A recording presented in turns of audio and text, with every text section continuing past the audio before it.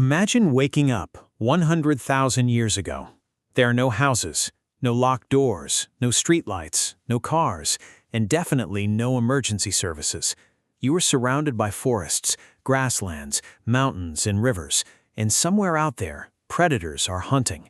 Lions, leopards, hyenas, wolves, crocodiles, and enormous prehistoric predators that no modern human has ever encountered. So how did our ancestors survive? How did a relatively slow, physically weak primate manage to live in a world where getting caught by the wrong animal could mean death?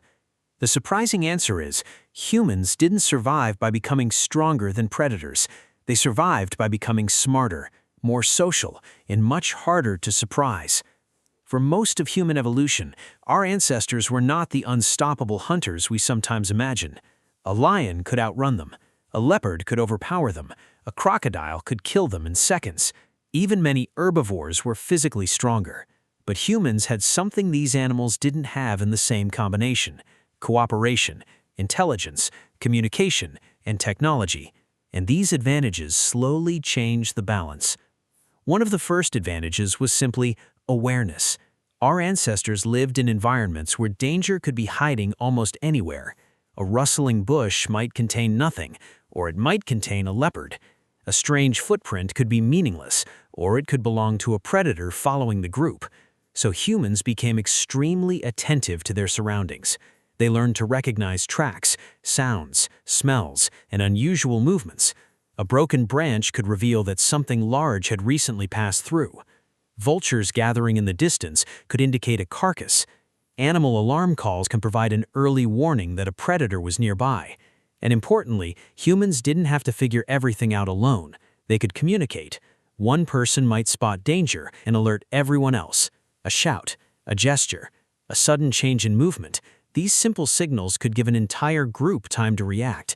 And this leads to one of the most important weapons humans ever developed: numbers. A lone human was vulnerable. A group of humans was a completely different problem. Imagine a leopard approaching one person. That person might be an easy target. But now imagine the leopard approaching 20 humans. Suddenly there are multiple pairs of eyes watching it. People shouting, people throwing stones, people waving sticks, people moving together. The predator now has to calculate the risk, and predators are usually not interested in fighting unless the reward is worth the danger. A serious injury can mean starvation later, so a predator chooses the easiest target. This is one reason social living was so important. Humans could protect vulnerable members of the group, including children. They could take turns watching for danger, and while some people rested, others could remain alert. The night was especially dangerous. Humans couldn't see nearly as well in darkness as many nocturnal predators. So fire became revolutionary. Once humans learned to control fire, they gained more than warmth and cooked food. They gained a psychological weapon. Fire produces light, it creates smoke, and perhaps most importantly, it changes the behavior of many animals. A campfire could make a human settlement much more difficult to approach unnoticed. Imagine being a large predator. You're moving through darkness. Then suddenly, you see a glowing circle surrounded by strange creatures standing upright. There are sounds, movement, smoke, and possibly fire being carried toward you. That is a very different target from an isolated animal sleeping in the darkness. Fire didn't make humans invincible, but it helped create a safer zone around the group. And then humans developed another extraordinary advantage: weapons. At first, these may have been simple wooden clubs, sharpened sticks, or stones, but even simple tools could change an encounter. A sharp stick extends your reach. A stone can be thrown from a distance. A coordinated group can throw multiple objects at once. Later, humans developed increasingly sophisticated projectile weapons: spears, atlatls, and eventually bows and arrows. This was a massive evolutionary advantage. Predators were built for close-range combat. Humans increasingly learned how to cause damage without getting close enough to be bitten or clawed. And that changes everything. But perhaps the most important human advantage was not the weapon itself. It was planning. Humans could remember where predators had been seen. They could avoid dangerous areas. They could choose safer campsites. They could recognize seasonal patterns. For example, a river might provide water and food, but it could also contain crocodiles. A cave might offer shelter, but it could already belong to a large predator. A carcass might provide valuable meat, but it could also attract lions and hyenas. Survival wasn't simply about asking, "Can we get this food?" It was also about asking, "What could kill us if we try?" This ability to think ahead gave humans a huge advantage. And humans could learn from each other's mistakes. If one person encountered a dangerous animal, the entire group could potentially benefit from that experience. Over generations, these observations became knowledge. Which plants were safe, which animals were dangerous, where predators tended to hunt, when certain animals migrated, where water was available, which caves were safe, which routes were better avoided. This cultural knowledge was incredibly powerful because it didn't have to be rediscovered by every individual. It could be passed from one generation to the next. And then there was another advantage that is often overlooked. Humans could adapt. If predators became dangerous in one location, humans could change their behavior. They could move camps, travel in groups, change hunting strategies, use different tools, build better shelters, or simply avoid the area. Many animals are highly specialized.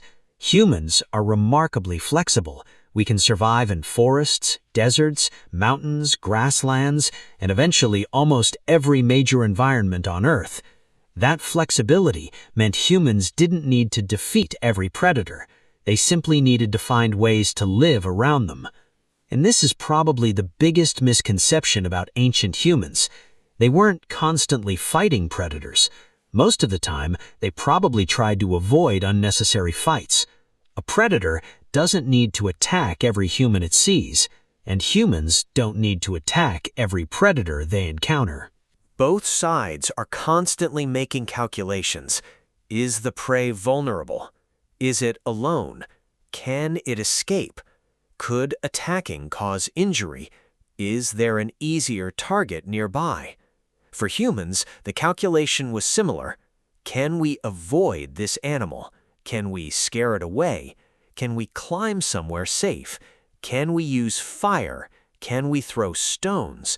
Can the group defend itself? If the answer was yes, the encounter didn't necessarily become a battle. And over thousands of generations, humans became very good at this kind of problem solving. Eventually, our ancestors didn't just defend themselves from predators. They began to reshape the environment around them. They built shelters, controlled fire, developed better weapons, expanded into new territories, and eventually became capable of hunting animals far larger and more dangerous than themselves. But none of this happened because humans suddenly became physically powerful. Our greatest weapon was always something else: collective intelligence. One human might be vulnerable, but many humans sharing information are much harder to surprise. One person might carry a stone. A group can coordinate an attack. One person might notice a footprint. The entire group can learn from it. One generation discovers something. The next generation improves it. And the next generation improves it again. That creates something no individual animal can easily compete with: cumulative knowledge. So ancient humans survived predators not because they were the strongest creatures in the prehistoric world, but because they learned how to make their weaknesses matter less. They used their eyes instead of claws, their brains instead of fangs, their numbers instead of muscle, their tools instead of natural weapons, and their cooperation instead of individual strength. The predators of the ancient world were powerful. Some were terrifying, and our ancestors undoubtedly suffered attacks and deaths, but every generation that survived passed its knowledge forward. Where danger lived, how to recognize it, how to avoid it, and, when necessary, how to fight back. Eventually, the balance began to change. The animals that once hunted humans increasingly found themselves facing something very unusual: a prey animal that could remember, a prey animal that could communicate, a prey animal that could plan, and most importantly, a prey animal that could turn knowledge into technology. That may be the real reason humans survived the age of predators. We didn't become the biggest animal in the wilderness. We became the animal that could understand the wilderness and change its behavior accordingly.